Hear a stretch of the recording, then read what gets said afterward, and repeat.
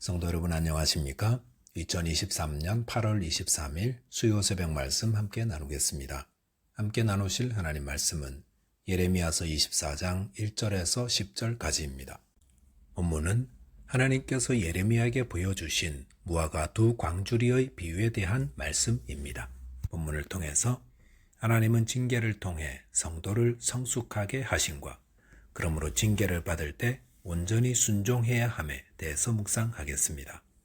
첫째 묵상할 내용은 하나님은 징계를 통해 성도를 성숙하게 하신다는 것입니다.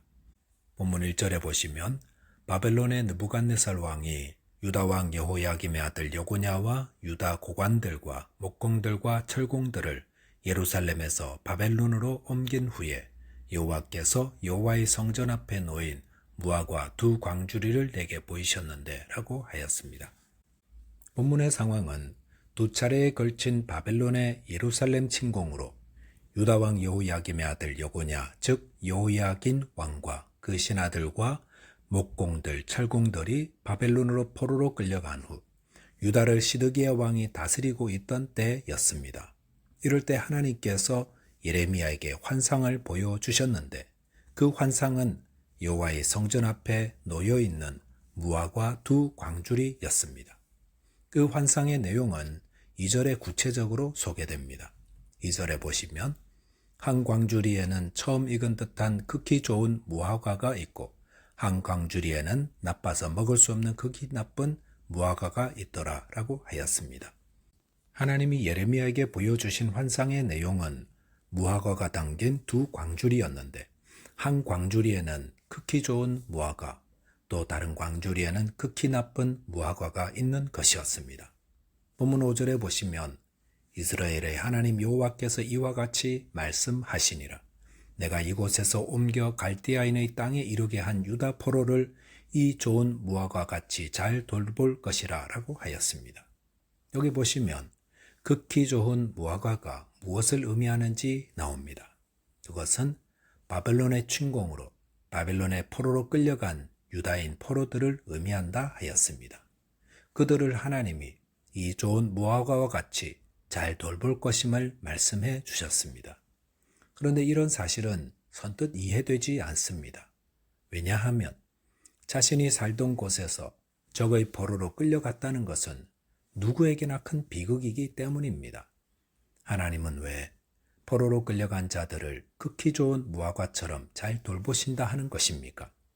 그것은 예레미야 21장 9절에서 하나님은 유다 백성들이 살 길은 갈대아인들이 항복하는 것이라 말씀하셨습니다. 그리고 그 말씀대로 바벨론에 항복하여 포로로 끌려간 자들은 순종하는 자였기 때문에 이들을 극히 좋은 무화과처럼 잘 돌보시겠다 하신 것입니다. 본문 6절에 보시면 내가 그들을 돌아보아 좋게 하여 다시 이 땅으로 인도하여 세우고 헐지 아니하며 심고 뽑지 아니하겠다라고 하셨습니다. 하나님은 포로로 끌려간 유다 백성들을 다시 본토로 귀환하게 하신다 했습니다. 그리고 회복의 은혜를 주시고 다시 심판하지 않으신다 하셨습니다. 본문 7절에 보시면 내가 여호와인 줄 아는 마음을 그들에게 주어서 그들이 전심으로 내게 돌아오게 하리니 그들은 내 백성이 되겠고 나는 그들의 하나님이 되리라 하였습니다. 하나님은 포로로 끌려간 유다 백성들에게 여호와인 줄 아는 마음을 주신다 했습니다. 이것이 하나님이 유다 백성들을 포로로 잡혀가게 하신 이유입니다. 즉 하나님은 유다 백성들이 포로 생활을 통해 하나님이 누구신지를 바르게 배우게 하신다 했습니다. 즉 하나님은 살아계신 참 신이시다 라는 사실을 깨달아 그들로 진심으로 회개하며 돌이키게 하기 위해서라는 것입니다.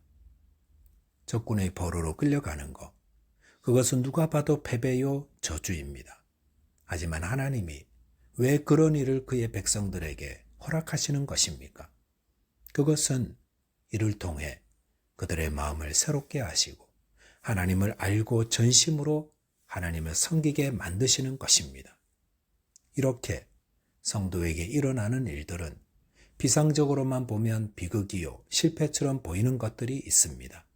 하지만 그것들은 하나님이 새롭게 하시려는 은혜의 손길임을 기억해야 합니다. 저와 여러분이 비록 실패의 길처럼 보이는 곳에서도 하나님이 모든 것을 가장 선하게 인도하고 계심을 믿음으로 그 말씀에 온전히 순종하심으로 하나님의 회복케 하시는 은혜를 누리게 되시기 바라겠습니다. 둘째로 묵상할 내용은 징계받을 때 온전히 순종해야 한다는 것입니다. 본문 8절에 보시면 여호와께서 이와 같이 말씀하시니라. 내가 유다의 왕 시드기야와 그 고관들과 예루살렘에 남은 자로서 이 땅에 남아있는 자와 애굽 땅에 사는 자들을 나빠서 먹을 수 없는 이 나쁜 무화과 같이 버리되라고 하였습니다. 여기서는 예레미야의 환상에서 극히 나쁜 무화과가 누구인지를 말씀하고 있습니다. 그들은 예루살렘 성에 남아있는 자들이라 했습니다. 이들은 바벨론의 1차, 2차 공격 때 애굽 땅으로 도망쳐 포로됨을 피한 자들이었습니다. 바벨론 군대가 침략해 왔을 때 유다의 백성들 가운데 예레미야를 통해 주신 하나님의 말씀을 듣고 순종한 자들은 바벨론에 항복하여 그들의 포로가 되었습니다. 하지만 하나님의 말씀 듣기를 거부한 자들은 애굽으로 피신하여 포로로 끌려가지 않았던 것입니다.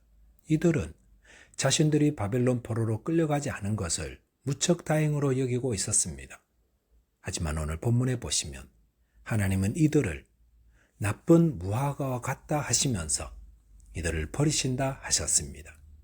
왜 하나님은 애굽으로 피신하여 포로됨을 면한 자들을 버리신다 하시는 것입니까? 그것은 이들이 하나님의 말씀을 듣지 않고 자기식대로 행동하였기 때문입니다. 하나님이 주시는 생명의 길은 바벨론에게 항복하는 것입니다. 하지만 이들은 애굽에 피신하여 포로됨을 면함으로 그들이 구원받을 수 있다고 생각했었습니다. 이들에게 임할 심판에 대해서 본문 9절과 10절에 보시면 세상 모든 나라 가운데 흩어서 그들에게 환난을 당하게 할 것이며 또 그들에게 내가 쫓아보낼 모든 곳에서 부끄러움을 당하게 하며 말거리가 되게 하며 조롱과 저주를 받게 할 것이며 내가 칼과 기근과 전염병을 그들 가운데 보내 그들이 내가 그들과 그들의 조상들에게 준 땅에서 멸절하기까지 이르게 하리라 하시니라고 하였습니다. 하나님은 포로로 끌려가지 않고 유다에 남아있는 자들을 나라 가운데 흩어 환난을 당하게 하며 칼과 기근과 전염병을 보내어 그들로 멸절하게 할 것이라 하였습니다. 이 예언의 말씀대로 BC 586년 바벨론의 느부갓네살 왕의 군대가 세 번째로 유다를 침공했을 때 바벨론에 대항하던 남유다의 왕족과 귀족들은 죽거나 포로가 되고 비참한 최후를 맞이했습니다. 그리고 그들이 의지하였던 애굽으로 피신했던 자들도 바벨론 군대가 애굽을 침략하여 그곳에 거주하던 유다인들을 살육함으로 하나님의 말씀이 성취되었습니다. 바벨론 1차, 2차 공격 때 항복하여 포로로 끌려간 자들은 저주받았다고 손가락질 당하였을 것입니다. 하지만 그들이 그 수모와 조롱을 잘 참고 기다린 결과 바벨론 3차 공격 때 진멸당한 자들과 비교한다면 그들은 하나님이 그 가운데서도 잘 보호해 주신 극히 좋은 무화과였던 것입니다. 또한 이들은 바사왕 고레스의 칙령을 통해 본토로 돌아갈 수 있는 은혜를 입었습니다. 무화과 광주리 환상을 통해 저와 여러분에게 주시는 교훈은 무엇입니까? 하나님은 하나님의 섭리와 주권을 믿고 그 말씀을 따르는 자에게는 인간의 생각으로 이해되지 않는 길을 가게 할지라도 일정 기간 고난을 당한 뒤에 온전히 회복시켜 주신다는 것입니다. 이에 반해서 자기 판단을 앞세워 하나님 말씀에 불순종하는 자들은 멸망당하게 하십니다. 이 하나님의 섭리는 얼마나 놀랍습니까?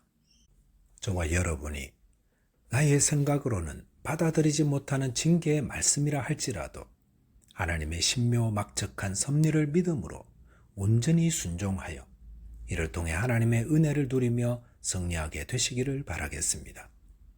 기도하겠습니다. 하나님 아버지, 징계를 통해 저희를 성숙되게 하시는 주님의 섭리를 찬양합니다. 저에게 징계하실 때에 그것이 이해되지 않더라도 하나님의 섭리와 주권을 믿고 온전히 순종하게 도와주옵소서. 예수 그리스도 이름으로 기도하옵나이다. 아멘. 오늘도 믿음 안에서 승리하는 하루 되시기 바라겠습니다. 감사합니다.